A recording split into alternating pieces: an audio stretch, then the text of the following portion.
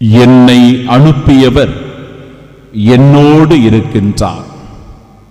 நம் ஆண்டவராகிய இயேசு கிறிஸ்துவின் அன்பும் அருளும் அமைதியும் மகிழ்ச்சியும் உங்கள் அனைவரோடும் இருப்பதாக. அன்பிற்கு பிரியமுள்ள சகோதர சகோதரிகளே, எகிப்தின் அடிமைத்தனத்தில் இருந்த இஸ்ராயல் மக்களை ஆண்டவர் தம் அன்பின் நிமித்தமாக அவர்களை அழைத்துக் கொண்டு வருகிறார்.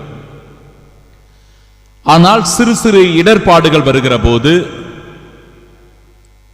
பிரச்சனைகள் வருகிற போது, தாகம் எடுக்கிற போது, உணவு பற்றாக்குறை வருகிற போது இந்த மக்கள் கோபம் கொள்ளுகிறார்கள், முணுமுணுக்கிறார்கள், பொறுமை இழந்து விடுகிறார்கள். அதனால் தன்னை அழைத்து வந்தவரையே சந்தேகப்படுகிறார்கள். இருக்கிறவராக இருக்கின்ற ஆண்டவர் மீது அவர்கள் நம்பிக்கை இல்லாமல் போகிறார்கள். மோய்சனுக்கு எதிராக முணுமுணுத்து, இப்படி இந்த பாலை நிலத்தில் எங்களை சாகடிக்கவா அழைத்து வந்தீர் என்று சொல்லி புலம்புகிறார்கள். சில நேரங்களில் நம்முடைய விசுவாசம் குறைந்து போகிற போது, கடவுள் மீது இருக்கிற நம்பிக்கை கொஞ்சம் கொஞ்சமாக தளர்ந்து போகிற போது நம் மனநிலையும் கூட இப்படிப்பட்டதாக மாறிவிடுகிறது. சோதனையான தருணங்களில், துன்பம் வருகிற போது, நோய் நொடியினால் பாதிக்கப்படும் போது நாமும் மனம் தளர்ந்து விடுகிறோம், பொறுமை இழந்து விடுகிறோம், முணுமுணுக்க ஆரம்பித்து விடுகிறோம், புலம்புவதற்கு ஆரம்பிக்கிறோம். அன்பிற்குரியவர்களே, ஆண்டவர் கொள்ளிவாய் பாம்புகளை அனுப்பி அவர்களை தண்டிப்பதை பார்க்கிறோம். இந்த பாலை நிலத்தில் எங்களை சாகடிக்கவா அழைத்து வந்தீர், இங்கு உணவும் இல்லை தண்ணீரும் இல்லை என்று முணுமுணுத்தவர்கள் கொள்ளிவாய் பாம்பு கடித்த உடனே மீண்டுமாய் அவர்கள் எல்லோருமாய் இணைந்து, நாங்கள் பாவம் செய்துள்ளோம், நாங்கள் ஆண்டவருக்கும் உமக்கும் எதிராக பாவம் செய்திருக்கிறோம் என்று சொல்லி ஆண்டவரிடத்தில் எங்களுக்காக மன்றாடும் என்று ஓடி வருகிறார்கள், தஞ்சமடைகிறார்கள். இந்த ஒரு பகுதி நமக்கு மிக மிக முக்கியமான ஒன்று. ஏனென்றால் சில நேரங்களில் மனித பலவீனத்தினால் நாம் துவண்டு போகலாம், நம்பிக்கை இழக்கலாம். ஆனால் மனம் மாறுவதற்கான ஒரு வாய்ப்பு கிடைக்கிற போது, மனம் திருந்துவதற்கான வாய்ப்புகள் கொடுக்கிற போது உடனடியாக நம்மை திருத்திக் கொள்ள வேண்டும், மாற்றிக்கொள்ள வேண்டும், நம் தவற்றை உணர வேண்டும். ஆண்டவரிடத்தில் மீண்டும் அவர்கள் தஞ்சமடைந்து, நாங்கள் பாவம் செய்தோம், எங்களை மன்னியும் என்று சொல்லி ஓடி வருகிற போது ஆண்டவர் ஒரு வெண்கல பாம்பு ஒன்றை செய்து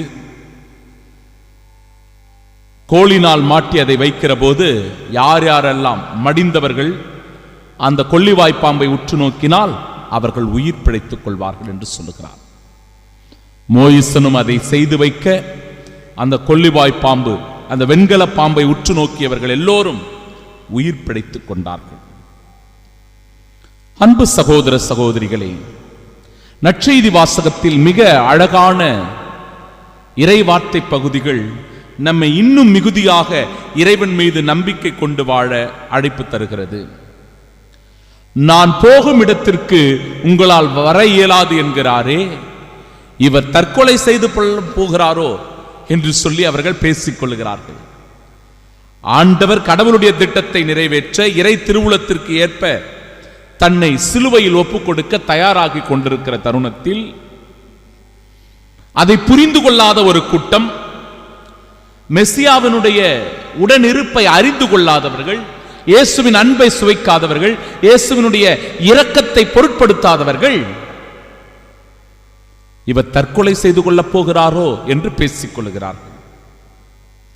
ஆண்டவர் தெளிவாக சொல்லுகிறார், நீங்கள் கீழிருந்து வந்தவர்கள், நான் மேலிருந்து வந்தவன். மனிதனே, நீ மண்ணாக இருக்கிறாய், மண்ணுக்கே திரும்புவாய். அதுதான் ஒவ்வொரு மனிதனுக்கும் கொடுக்கப்பட்டிருக்கிற ஒன்று. நாம் எல்லோரும் ஒரு நாள் இந்த மண்ணுக்கு திரும்ப போகிறோம். ஆனால் ஆண்டவர் மேலிருந்து வந்தவர். ஆண்டவர் இயேசு கிறிஸ்து மேலுலகை சார்ந்தவர். நாம் எல்லோரும் இவ்வுலகை சார்ந்தவர்கள். ஆண்டவர் இயேசு உலகை சார்ந்தவர் அல்ல. அவர் நமக்காக இவ்வுலகிற்கு வந்தார், நமக்காக மனுவுரு எடுத்தார், நமக்காக அவர் தாழ்ச்சியான எளிமையான மனுவுரு எடுத்து வந்தார். அன்பு சகோதர சகோதரிகளே, அப்பொழுதுதான் ஒரு அற்புதமான இறை வார்த்தையை ஆண்டவர் இயேசு பயன்படுத்துகிறார். இருக்கிறவர் நானே, நம்பாவிடில் நீங்கள் அனைவரும் பாவிகளாகவே சாவீர்கள். இருக்கிறவர் நானே என்று தன்னை வெளிப்படுத்துகிறார்.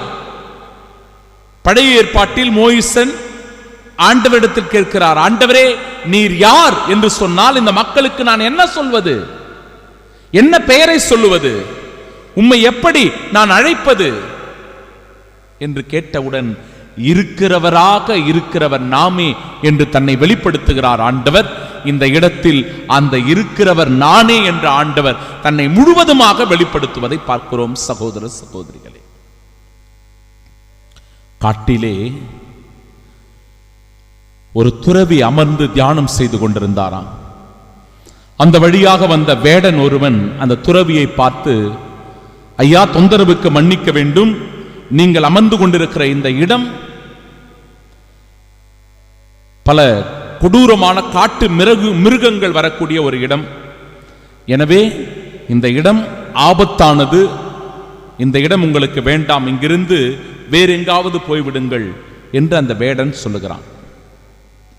துறவி, இல்லை, நான் இங்குதான் இருப்பேன், ஆண்டவருடைய அருளை பெறாமல் அவருடைய காட்சியை பார்க்காமல் நான் இந்த இடத்தை விட்டு நகல மாட்டேன் என்று சொல்லிவிடுகிறார். ஆண்டவர் சொன்னால் போய்விடுவீர்களா என்று கேட்டவுடனே ஏளனமாக அந்த வேடனை பார்த்து சிரிக்கிறார் அந்த துறவி. அப்பொழுது இந்த வேடன் ஆண்டவரை நோக்கி செபிக்க கடவுளும் அந்த இடத்திலே வந்து காட்சி தருகிறார்.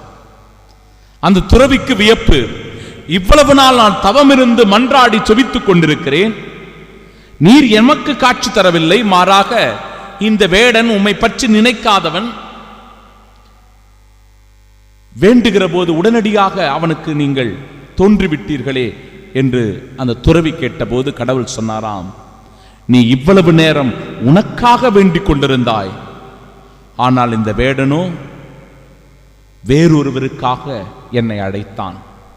அடுத்தவர்களுக்கு உதவி செய்ய, அடுத்தவர்களுக்கு இரக்கம் காட்ட, அடுத்தவர்களை அன்பு செய்ய, அடுத்தவர்களை மன்னிக்க நீ எப்பொழுதெல்லாம் தயாராக இருக்கிறாயோ அங்கெல்லாம் என் இறை பிரசன்னம் வெளிப்படும் என்பதை அற்புதமாய் அந்த காட்சியின் வழியாக வெளிப்படுத்தி சொன்னாராம் கடவுள். அப்பொழுதுதான் அந்த துறவிக்கு விளங்குகிறது. அன்பிற்குரியவர்களை, பல நேரங்களில் இந்த துறவியை போன்ற மனநிலையில் இருப்பவர்கள் தான் பரிசேயர்கள், சதுசேயர்கள், மறைநூல் அறிஞர்கள் எல்லோரும். ஆண்டவர் உடனே இருக்கிறார், அன்பை வெளிப்படுத்துகிறார், இருக்கிறவராக இருக்கின்றார், ஒளியாக, வாழ்வாக, உயிராக அற்புத அதிசயங்களை செய்து கொண்டு தன்னை வெளிப்படுத்திய நிலையிலும் நம்ப மறுத்து, ஏற்க மறுத்து, புறம் தள்ளி, வெறுத்து ஒதுக்கி அவரை கைது செய்யவும் கொலை செய்யவும் தீர்மானிக்கிறார்கள் இந்த பரிசேய சதுசேய கூட்டம். அன்பு சகோதர சகோதரிகளே, ஆண்டவர் அந்த சூழ்நிலையில் தான் தன்னை வெளிப்படுத்துகிறார். என்னை அனுப்பியவர் என்னோடு இருக்கிறார், நான் அவருக்கு உகந்தவற்றையே எப்பொழுது செய்கிறேன் என்று.